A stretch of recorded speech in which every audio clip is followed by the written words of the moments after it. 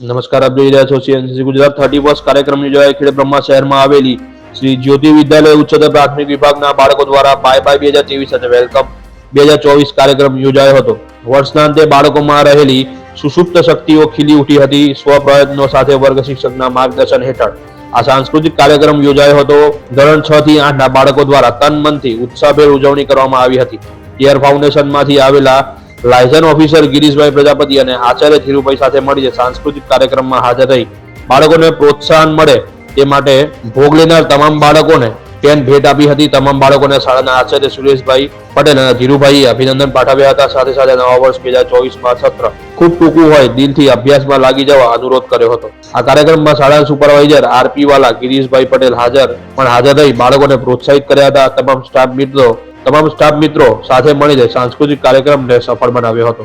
Reporter Dhirubhai, Khedbrahma.